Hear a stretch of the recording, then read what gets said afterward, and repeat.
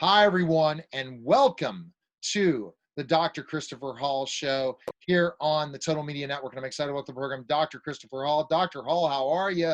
And thank you for your service. I'm doing great, Neil. No problem. I'm just excited to be here on the show with our wonderful guest today. Very excited. All right, so go ahead and introduce our guest. Hey, my name is Monti Washington. Just happy to be here. Motivation. He was introducing you, but don't worry. Hey, Monty, thanks for stopping by. How are you dealing with the quarantine right now? I'm managing pretty well, to be honest. At first, it was tough because I'm an extrovert. I like being outdoors. I like working. I work from home, but that means I like to work at coffee shops or co-working spaces. So it was hard, but I've adapted really well now. So I'm just trying to stay safe, honestly. Just trying to do my part to stay safe and follow all the rules and wear my mask. The simple things. But I'm making the most out of this time off from both my industries, from speaking and acting. So I'm making the most out of it. That's we have to make the most out of these things and these situations, and a curveball always hits us, and we have to deal with it. All right, Dr. Hall, for your first question. No problem. Where you're from and how did you get into acting? Well, I'm a foster kid, so I'm from a lot of different places. I lived most of my life in Phoenix, Arizona, but I lived in New York, I lived in Ohio, I lived in Dallas, Texas, and I got into acting. Just loved performing, to be honest with you. I was an athlete. I went to college. I got a basketball scholarship, but even back in elementary school, middle school, and high school, I always loved doing plays and acting. It was fun. It was something to do to stay out of trouble. And then going into college and graduating, I just realized I love this. I'm more of an artist than an athlete. And I just stuck with it. You get training, you do studios, you get personal coaching, and then you just hit the ground running, especially in LA. It's just a grind. It's audition after audition, no after no. And I've been in the game for about 8 years, and finally things are coming together. So yeah, it's just acting. It's my passion. It's my calling. It's what I was put on this earth to do, to tell stories, to impact people in a positive way. So with sports, what was your best sport playing? Oh, basketball. Yeah, no, I was a hooper. Basketball was my first love. Basketball was my first love. The first love. And what? So do you play in college? Yeah, I played in college. I went to a junior college, and I went to a D2 in Ohio. It's a private black college, Wilberforce University. So yeah, I got my college education paid for through sports until my senior year. Then I stopped playing. I focused strictly on acting. Ah, okay. All right, Dr. Hall, next question.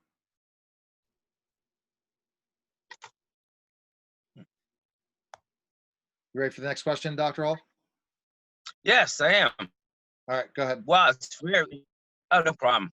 Well, it's very exciting, And the thing about Monti is he is a person who is very motivational. He comes from a very humble background. And I have in common, Monti, I was grew up in foster care and boys' homes and juvenile hall all over Los Angeles till I was 18. And so Wow. Monti's story is awesome. This is a very humble background. His experience. Slowing down. Those will be the cutting room floor. Cum laude, the number of these. Monti, tell us a little bit about your childhood and growing up in those foster care. Yeah, my childhood was pretty rough. I grew up, my mother was a prostitute and she was a drug addict. I was conceived in a hotel room. My dad, I never met him. And I truly doubt he knows I exist. And because of the way I was brought up, I grew up sleeping in parks for weeks at a time. I lived in crack houses on multiple occasions. I grew up in group homes where I was in 12 different group homes over the course of a few years. So it was really rough. Just every stereotypical thing, just seeing the drugs, seeing people get shot, stopping ex-boyfriend of my mom's from beating her. It was a really rough time, including being hospitalized in one of my foster homes. I was kind of beat and then hospitalized, and then I was locked in a room by another foster parent for nearly 3 months for almost 23 hours a day. And what that did was that I developed depression and had suicidal tendencies until I got therapy and I got help. So Yeah, my childhood, the first part, it was really rough. Honestly, through the grace of God and just sheer luck, I'm here and I'm in a nice mental state. But yeah, my childhood, up until about high school, until I got to my last foster parents, things were pretty rough. I'll be honest. It was a trying time. But looking back on it, you know, it's really molded me into who I am now. So I can't get mad at it. And I'm blessed and grateful that I'm one of the few who survived, because I've worked with young men who lived in foster care, who lived in group homes, and a lot of them aren't doing very well right now in adulthood. So I feel like I'm one of the lucky ones, to be honest. Now, we had one of our guests, Jen Lilly, and Jen is really doing some great work with foster. Did you know about her work and stuff like that? She's an actress in Hollywood. No. We'll have to connect. I'll have to reach out to your Okay. publicist and connect you to Jen for sure. I think that would be a great thing. And I could see a story also with you, with that kind of story that you could write something kind of like that for what you grew up, because there's not success stories like you out there, like the story you just brought up about, you know, you're not even know your father, your mom was a prostitute, being able to go through all those hard times. I mean, did you ever think of that, looking at putting something together like that, writing wise? Well, I do. I'm working on my next book. So I have a book right now called From the Streets to the Stage. And it shares a little bit of my life story in a very self-help book. So when I tour colleges and give lectures, that's what I do. It's on Amazon. It's called From the Streets to the Stage. So, but I wrote that a few years ago. So now with my perspective now, and I've reconnected with my biological mom and done some therapy and counseling, I got a different perspective on it all. So I'm starting the process of writing my next book. But yeah, that's what I'm using my acting platform for. We live in a celebrity-driven world, let's be honest. And unless you're a big name or you have a ton of money behind you, it's hard to get your story out and to make people really care unless they know who you are. So that's one thing I do. Every time I do anything with acting, I make sure people know where I came from and what I've experienced, on top of how hard it is to be successful in this industry, just to use that as a way to really inspire people. So as my celebrity grows and, you know, I get to that Will Smith level one day, hopefully, that's going to be a big part of my narrative, is showing people, even a kid who was abused in foster homes and was in special ed classes till 8th grade, despite where you start, it doesn't determine where you're going to go in life. Yeah, so the PR firm that Jen Lilly is part of, we had someone from the same show, Bros, on too. Yeah. Did you know that? Did you already know? No. And who was it? See, Chris will remember the name. I interviewed so many people. It'll come to me later, so I'll go back to that question. Okay. But Dr. Hall, who was the other one we had on from Bros? He went to the University of Pittsburgh and stuff. So it'll come to me in a second. Right, Monti. Who? Monti. Yeah. Yeah, my boy Monti got you. Yeah, that's my dude from Bruh. He plays Tom. Yeah, that's my guy. We're like real bros in real life. Like those are my guys. I didn't know he was on here. That's crazy. Yeah, he didn't get to do the video. He got to do the radio, but the same PR firm that represents him represents Jen. So I will make sure your publicist connects with that, so you and Jen can kind of collaborate some. I'm always about connecting and helping people, and maybe when you become Will Smith level, you'll remember me. Yeah. I'll be happy to come back on, Neil. All right, good, Dr. Hall. Next question. Wow, no problem. I mean, this is and you know, that's the thing about the show. We have such inspiring guests, you know, and I think that our guests can relate to the fact that sometimes in life people judge you by the cover of the book or how they see you, and that's not really what you are. So, tell us a little bit about that. What do you think about how people judge you as opposed to who you really are? Well, there's one thing I say every time I speak, and it's almost my MO, is we don't look like our story. I said it all the time. We don't look like our story. And people assume because where you've come from or the way you look that you have to behave in this way, that your future is already predetermined because of where you came from. But we don't look like our story because we're greater than our story. But a lot of people buy into that false narrative that our stories and our experiences form who we are. And I don't think so. Anybody listening to this, I want to challenge them. Your stories and your experience don't form who you're going to become. They inform you about who you can become. So when you have a paradigm shift like that, to where instead of just because you were abused, for instance, I was abused, I was abandoned. There was a lot of moments in my life where I felt like I wasn't loved. Those experiences didn't form me into somebody who was unlovable.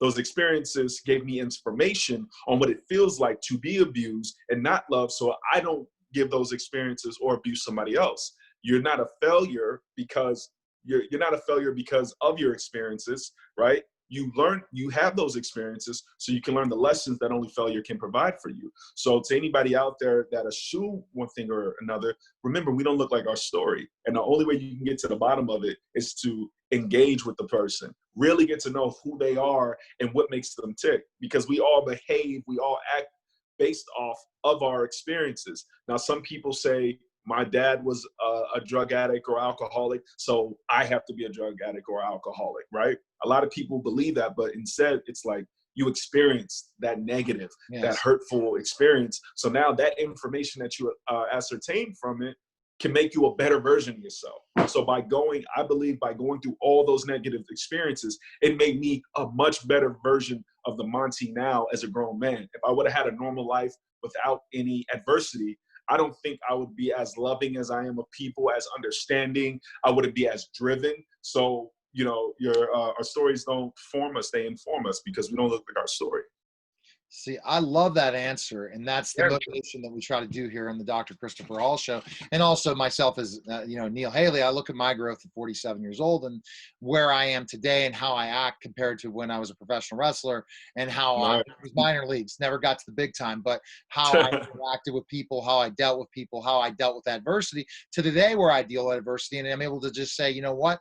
I focus on positivity, focusing on being positive and looking at what's the next step to make things better, not to focus on the negative. And I think that we surround ourselves sometimes with negative people who bring us down and keep us from our true belief and calling. And that's where you look at success versus failure. Some people fail because of circumstance. They don't fail because of talent. They fail because of circumstance. But if they can learn how to deal with their circumstances and make the right choices, but it's harder. You know, when you're stuck in a position like you were, that's going to be the kind of thing. So, all right, Dr. Hall, with your next question. Yeah, it's very interesting. So now tell us about some of the challenges there that you've had there in Hollywood, and how you use those challenges to bring yourself higher. Ooh, challenges in Hollywood. People have to understand, anybody who listens to this and is inspired or feel their calling is Hollywood in this industry, I'll say this: perseverance is a cheat code for life. I'll say that. Perseverance is a cheat code for life. And if you're going to come to Hollywood and you're going to plan on making a living doing this kind of work, you're going to have to persevere. I've been in this industry, I've been in LA 9 years, right? 9 years. Now, in the last year and a half, I've been able to make a living off of acting. So 8 years, right? So you could have gone to undergrad school, you could have gone to med school, and now you would have gotten the benefits of it. And that's how it is, though. That's exactly how it is here. You have to persevere. The challenges are insurmountable oftentimes. I've been passed up for roles because I was too black, too bald, too tall, too short, too young, too old. There's so many reasons why you don't get the role. And in LA, this is the mecca of entertainment, TV and film. Everyone from around the world comes here for this dream that there's only so many spots for. And you have to understand the totality of what you're getting yourself into. I remember watching an interview a while ago with Don Cheadle, and he was asked a question like this, and he was so honest. He's like, if you're talented in anything else, if you're good in anything else, go do that. Don't do this. It is too hard. It is too hard. It is too difficult. It is too much of a struggle. But if me saying that is enough for you to go do that other thing, then you're not meant for this work. It has to be a calling. I can't see myself doing anything else other than being a motivational speaker and lecturer and being an actor and being fulfilled. I can do a lot of other jobs. I hold 2 college degrees. I can do stuff to make money, but to feel fulfilled, I'm so fulfilled in my work because I'm making a living off of acting. I'm on 3 different shows, and by the time quarantine's up, there's a great possibility I'm shooting the 2nd season of those 3 different shows. And that is a blessing. It is rare, but it's taken me nearly 9 years to get these opportunities. And how many times I can't tell you how many different jobs. I literally worked at a restaurant, was a life coach, did security, and did catering on the weekend at one point just to make ends meet so that I had room to audition and to do this stuff. So the struggle is real. It is hard as hell. That is all there is to it. But you got to love it. Yes. A lot of people look at actors and they're like, oh, it is hard. And a lot of people say patronizing comments so often. And it's like, do you know what it is to be college educated and to say, forget a real career, as people say? I'm going to go chase a dream where the chances of me failing are 100 times more likely than me succeeding, and you still go for it. It takes a special kind of individual to go ahead and do that. So just be ready. It's hard as hell, but it's worth it. I see, and I absolutely look at the same thing as you're looking at right now as an entrepreneur. I can go ahead and get a better job. I have the side hustle job or a full-time job plus multiple businesses, but then I wouldn't feel fulfilled. I would never want to give up on this dream of all the different things that I've developed in a digital marketing company, PR firm now, trying to grow and take it to the next level, have a bigger show, all these things. I could never give any of this up. This would just be the thing this is what drives me. When I was a professional wrestler, I did give that up. I did give up that dream, a step away from the WWF. Probably would have wrestled in Japan, probably would have done, but I chose to have a family and do these things. This here, I can still have both. And then, and I might be putting my hat back into the ring again because of entrepreneurship, opportunity to make money once the pandemic's over. Just like you, I can't wait because I have a lot of plans, especially expansion of how the show, to go on location more, to have more opportunities, the right team, but we're just waiting. But I'm just kind of summarizing how well that was answered because that's how I feel. So looking at when you talk about how much did college prepare you in this way for this? Because again, when I look at hiring people, I look at certain reasons, and I'm sure Hollywood does the same thing. Are they reliable? Are they a team player? Are they willing to work hard and study through even that audition? When you go to the next level, they're looking at what time you show up, how you're how you're doing those things. Do you believe college helps you in that way? Yeah, this is I'll answer that in 2 different parts. So as far as college, I feel like it's the overall college is outdated. There's a lot of degrees that don't lead to direct means of income. I'm just being honest. My mass media communications degree, I'm not doing anything with it. It's like, what is a mass media communication? You have a perfect podcast coming. Right, exactly. But I don't have to do that to do a podcast. Like, you know what I'm saying? I'm a communicator already. And then I don't know. Maybe some of the things that help you become better than a lot of people in podcasts. Okay, I'm just going to give you No, I'm just saying there's a lot of degrees. So I believe college as trades, if you need to learn how to be an architect, a doctor, a lawyer, a carpenter, all these different things that take specific skill sets, but like a general business degree, a general communications degree, as far as that's not what's important. What I took away from college, and when I even speak, I go speak to college students, not only the experience and the growth, because in college you're going to find out who you are or who you aren't, and that's an invaluable experience, but college teaches you one of the most important and invaluable lessons in life. In order to get what you want, you have to finish what you start. If it takes 160 credits to graduate, if you have 159, you're not going to get your degree. You have to finish what you start. And that's one of the biggest things for college that I say, and just who I became as a person. I found my calling in acting and speaking in college. I found who I really am. I'm more artist than athlete. So on that level, and as far as in Hollywood, I think it just prepares you for, Hollywood is difficult, and on set, all that matters. Like right now, I watch Westworld. I watch Game of Thrones. Mahershala Ali is one of my favorite actors, and I just found out he's doing this role that I wanted so bad. I was like, oh man, when I make it. And it's like frustrating, but then again, just like you said, when you're hiring, they look at the totality. They have to look at your resume. They have to look at your reel to say that you can actually do the job. They have to look at your history. Now, it's a double-edged sword because on one hand, I'm a leading man type. So I go in for auditions with guys who have much more illustrious careers than me. So I'm at a disadvantage because it's like, well, they're proven. Yeah, you have a nice look. Yeah, you're a nice actor, but they're proven. Right. So you have to really, that's why you have to persevere, because there's a little element of luck to where you finally get that big opportunity and you have to be ready for it because there's so many things that you're up against. But every show is a multi-million-dollar company, every show. So if they're going to invest millions of dollars in all the cast and crew and editing and sites and, production, they need to make sure you're capable of doing it. You have to have the confidence, you have to have the skill, you have to have the training. So I get it.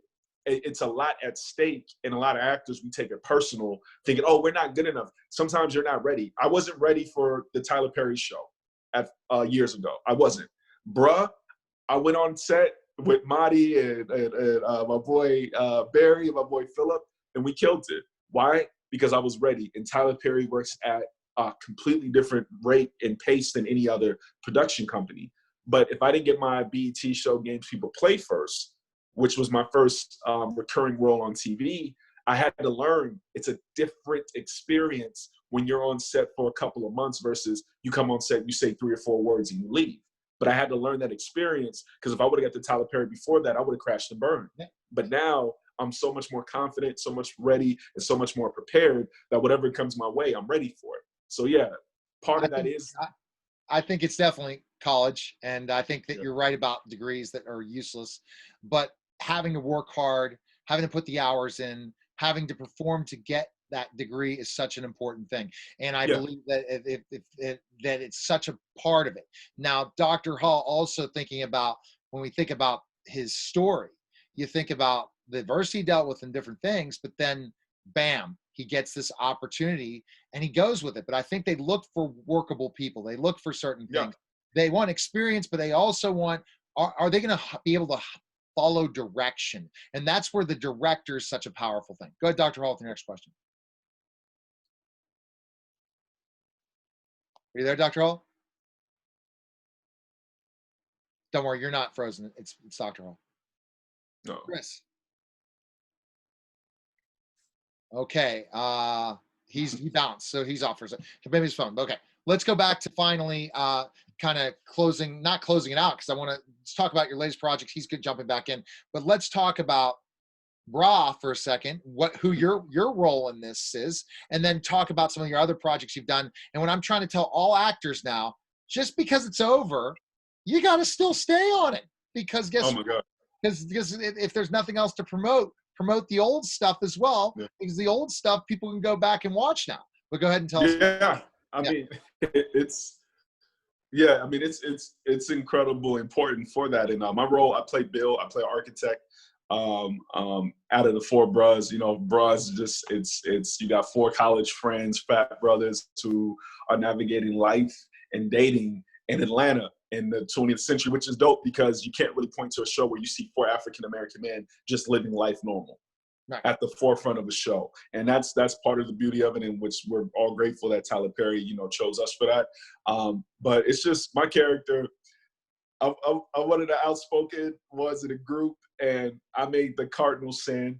I let a good woman go. So a lot of my journey in the first season is, how do you deal with the fact that you realize you made a mistake? And how do you prove to this woman who's essentially moved on, how do you prove that you're different and you really want her and it's about her? So that's fun and very humbling, to be groveling in all these interesting situations my character Bill puts himself in while maintaining the relationship with his bros, which is like uber important in the show. It's just, it's brotherhood. That's the main point of the show, and it is fun. We just watched episode 11 is on BET Plus right now.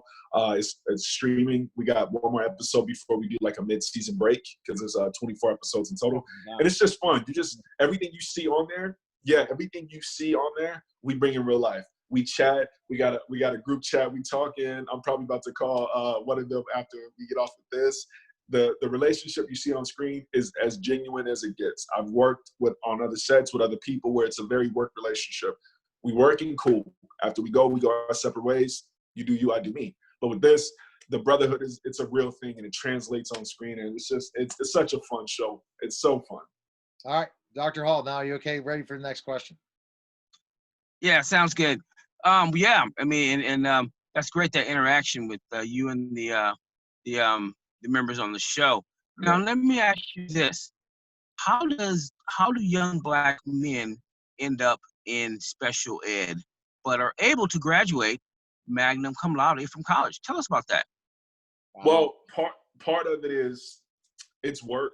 It's a lot of things. So it's really important to have a couple of people in your life that believe in you. You know, Malcolm Gladwell's Outliers. Luckily, I had a few people in my life that saw my potential, believed in me, a couple of teachers, and a couple of CASA workers and caseworkers who kind of spoke good into my life. So that's a big part of it. Another part of it is busting your ass. I was 4 grades behind. I was in special ed classes up until 8th grade. So I was behind. I should have graduated a year earlier than I actually did because of moving around. And, you know, there was a lot of time where I wasn't in school. So part of it is school isn't, it isn't complicated. It's not complicated. It's not easy, but it's not complicated. Study. That's not the sexy answer, but I was at tutoring every day after school. I asked questions. I busted my butt. I remember in 8th grade when I was held behind, and I remember going to the honor roll assemblies and people coming up and they're smiling, they're getting their little piece of paper that has their GPA. And I was just sitting in the back and I felt stupid, if I'm being honest. I felt left out. And I was like, I hate this feeling. I remember being in 8th grade and just being like, you know, I was a bit of a class clown. You know, I had some behavioral issues and all that stuff because of what was going on at home. But I was just remembering, how cool would it be to go up on that stage? I liked the idea of being congratulated and being rewarded for something. And after that, it's just something clicked. I was like, I don't want to feel stupid. I don't want to be called stupid. And I busted my butt.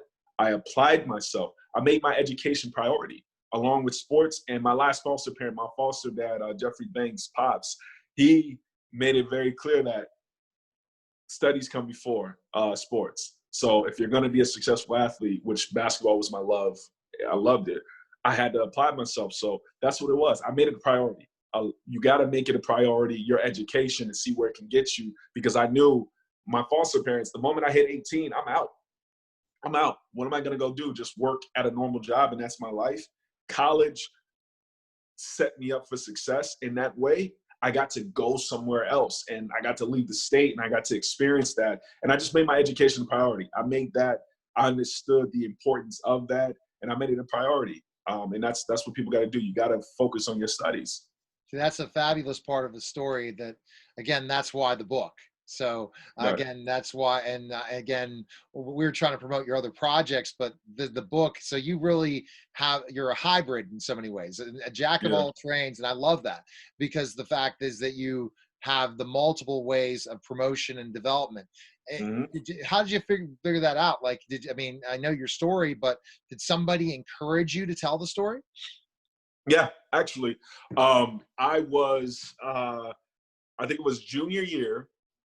I took because I got my AA in business marketing, and then I was gonna go try to get into business law. I was going that route.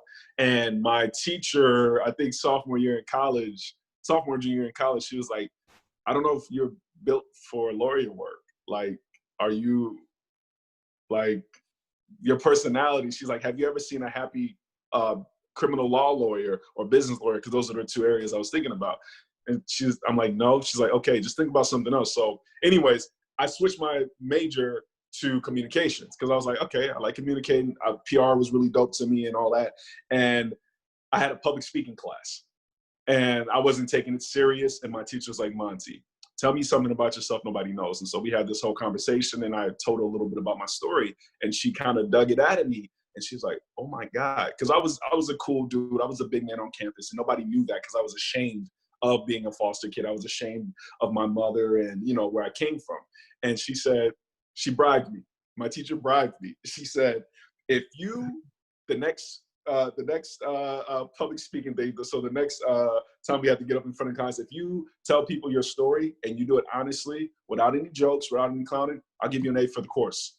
I was like, word? Okay. And I just told my story, and some of my classmates were crying. People were like, man, I never knew, like, you're a big dude on campus, you're the athlete. I thought everything was good. And after that, I realized the impact my story could have on people. And my teacher, Dr. Meara, encouraged that. And then after that, I was like, you know what? And I also have my best friend, Julia Garcia. She knew my story, and she always encouraged me to speak and to do that. And I was like, nah, I was ashamed. That's just what it was. I was ashamed. And after going through that, I was like, wow, there's power in this. There's a way to inspire people. And I was hooked. And I love speaking. I love being in front of people. So all that played in, but I realized the impact my story could have on people. And from then till now, that's what I've been doing. Okay.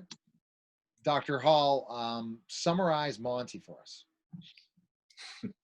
Well, no problem. Well, there you have it. I mean, a inspiration.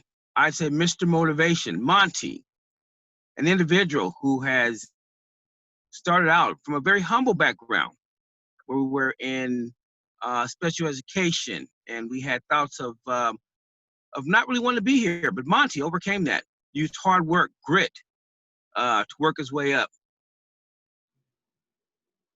Yeah. Yes, thank you for being on the show, as he was about to say. No problem. And it's just like unbelievable. Other projects. So what can we watch right Thank now? you for coming on the show today. Yeah, absolutely. And Chris, I totally agree with you. What a great guest. I mean, he definitely just impressed the heck out of me. And he makes everyone think, you start giving up in life and say everything is wrong, especially Rona. If you can overcome this, you can overcome anything. But tell us other projects. You have Bro. Okay. Yeah. So I have Bruh, not Bro, Bruh, B-R-H. Bruh. Yeah. So I have Bruh that's streaming on BET Plus right now. Episode 11 just came out. It comes out every Thursday. So you can go ahead and stream first 11 episodes. After next week, we're going to take a bit of a hiatus, mid-season break. So that's the biggest. I have Games People Play. That's also on BET Plus and the BET Network. We're waiting to shoot the second season. We were supposed to be shooting the second season 2 weeks before we got quarantined. So I'm looking forward to that. Also, another show, Stuck With You, is on UMC Urban Movie Channel. It's an online streaming platform. And that's streaming. You can stream the first 6 episodes. Massively different characters. And then I'm working on some stuff myself. I'm switching over to the virtual lecturing and speaking field. I'm working on my next book, and I'm working on my own show, acting-wise, with a couple of good friends of mine. So, yeah, I'm just staying busy. I believe despite all that's going on, there will be an abundance of opportunities for everyone. If you can see them, if you can create them, if you can prepare yourself to be able to take full advantage of them. For right now, meaning if you don't take it right now by the horn and say, oh, we're going to complain about, can't go here, I can't go there, I can't do this. Well, you find out, do something else. It's just a short period of time, and we'll get through this. And then doors are going to open up for people that don't want to knock on them because they're giving up. Not giving up. They're like, oh, this is a break. You're not taking it as a break. You're taking it as it's game time. And that's the athlete that you are, and all the struggles and difficulties you've gone through. So where can we follow you, places, connect with you? You can follow me online. Most actively is on Instagram at Montivation. That's MONTI-vation. So at Montivation, that's my motivational speaking one. And I have at Monti_Washington. That's more of my acting and personal stuff. And then on Twitter, you can find me Washington Monti. So it's just my last name, first name, second, Washington Monti. And that's it. You just on Instagram, go ahead, DM me, like, comment, all that good stuff, and just keep up. I haven't slowed down. There's a lot more to come. And your book you can purchase on Amazon, right? Yeah, Amazon. From the Streets to the Stage on Amazon. Yeah, from the streets to the stage. Go ahead and get that. You get a little insight of my story and some personal help. And everyone needs to purchase Dr. Hall's book. That's on Amazon as well, right, Dr. Hall? It is, Water the Court. And it really talks about a lot of stuff that Monti and I went through growing up as kids in foster home and boys' homes. And, Monti was in 12 of them. So it talks a Yeah. lot about those kind of things. So Yeah, I have Monty's cell. I will group text you guys. You guys, I think, need to hook up and see a way of trying to do some great things together for sure. All right. Thank you guys so much for having me. I truly appreciate it. All right, take care. All right, Thanks. guys, that was the Dr. Christopher Hall Show, everyone. Take care.